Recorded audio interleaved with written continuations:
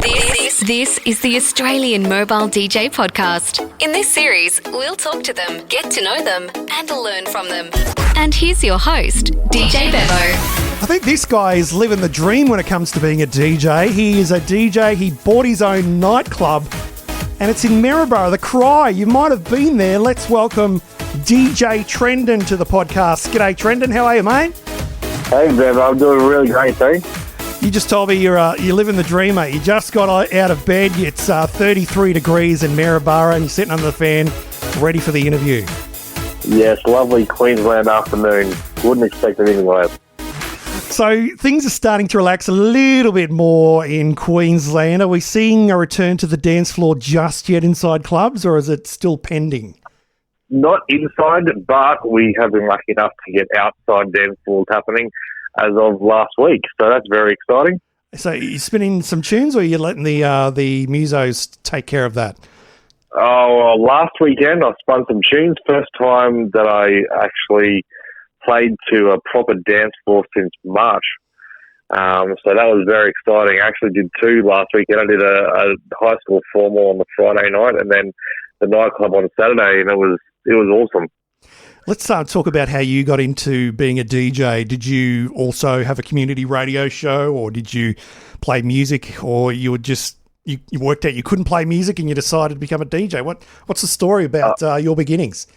I was just a massive music nerd ever since I was a kid. I just listened to all kinds of things, even from like when I was like 3 or 4 years old. I remember turning on Rage and video hits, and there would be George Michael Wham or Michael Jackson on TV, and just growing up watching those TV shows, sort of DJing at like my cousins' birthday parties and family events and stuff like that, back when Hit Machine and 100% Hit CDs were coming out every other week, and just loving different types of music and how it affected people and got people in a good mood and stuff.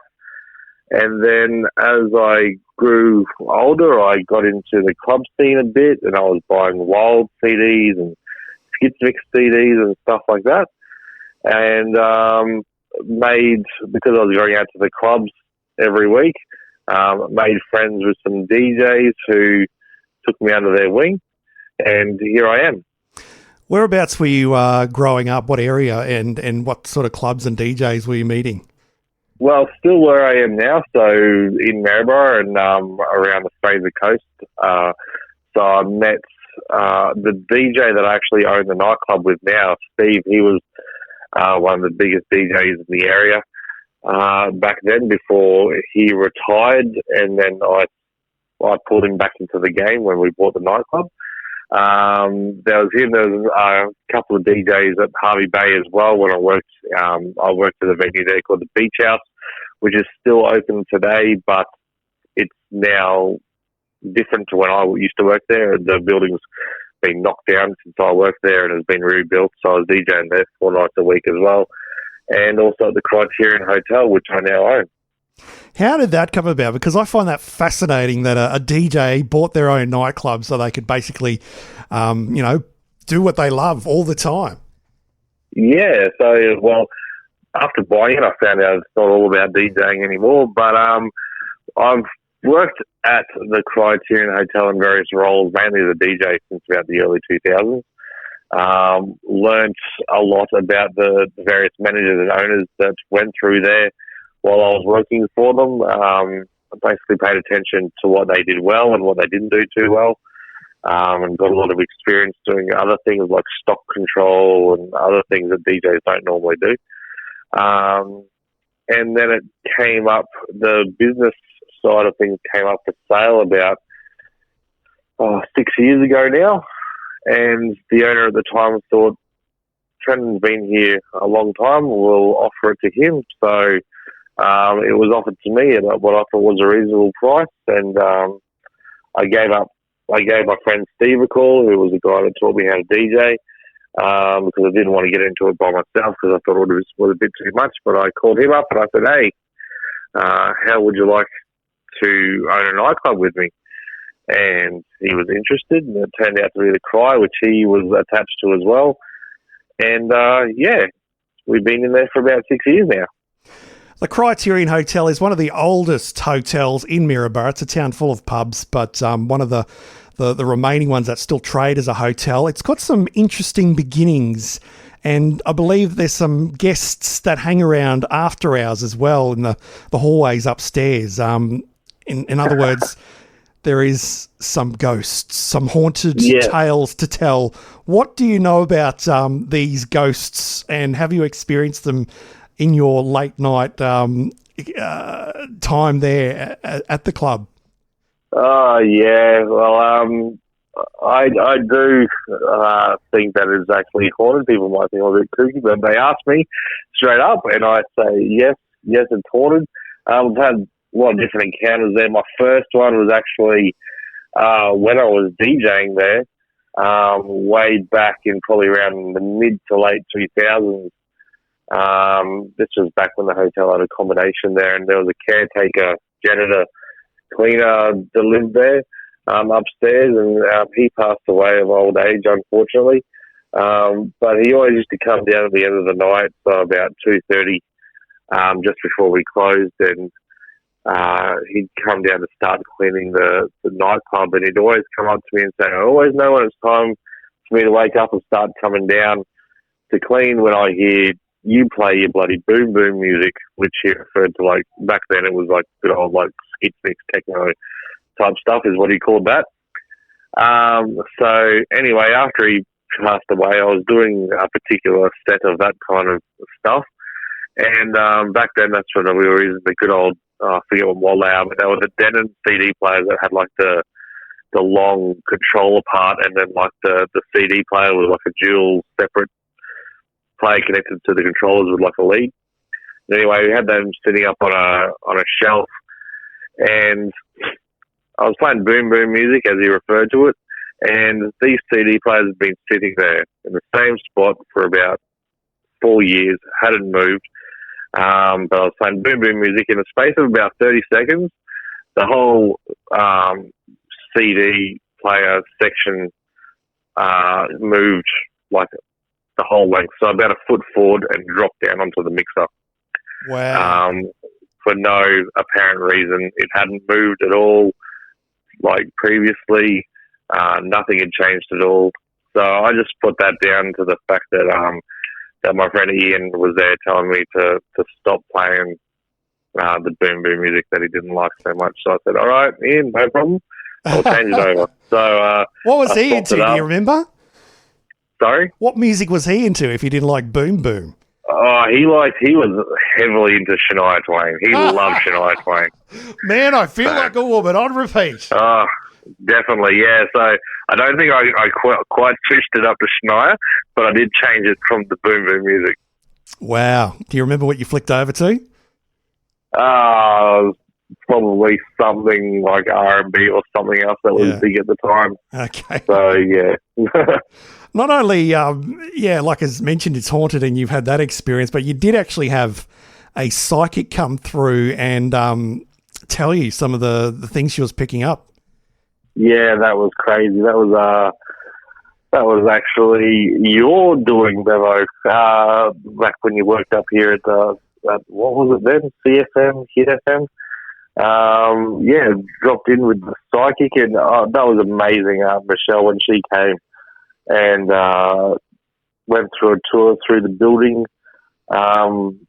What happened was you sprung this on Michelle, and she came through with no prior knowledge and completely blew me away with the things that she told me about the building, things that I've only known because of other people that have done heavy research from the into the building, like previous paranormal investigators and stuff like that, stuff that's not really common knowledge.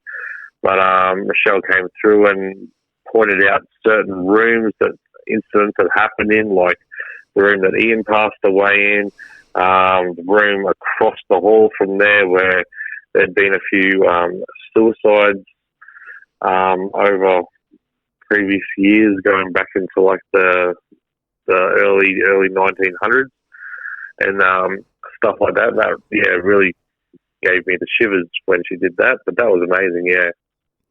And these days, due to COVID, you've actually expanded the nightclub into a cafe while things were quiet for you. How has that been working for you? The cafe has been going great. So we've actually, the old public bar area, which is at the front of the building, where we usually have live music on a stage in there on a Saturday night, we've actually changed that into a cafe. And like a lot of businesses, we've had to figure out ways to diversify and gain extra income streams because of COVID. And we basically had this room sitting there, which was closed for 6 days a week, that we weren't using. So we thought, hey, let's give a cafe a go, because we're in quite a beautiful part of Maryborough overlooking the river. We're in what you would call probably the tourist district of town. We've got a lot of heritage buildings around us. We've got the Mary Poppins building and stuff like that. We've got the Bond Street store. So there are a lot of out-of-towners that float around our end of town during the day, and we thought we'd try and capitalise on that and sell them some coffee and some cake, and it's been going really well. You came up with the name Cozzy Cafe. Where did that originate from? Well, it's actually pronounced Cozy Cafe. Mm-hmm. So the whole idea was, I'm an 80s kid, so I grew up watching TV in the 90s. I loved watching Friends.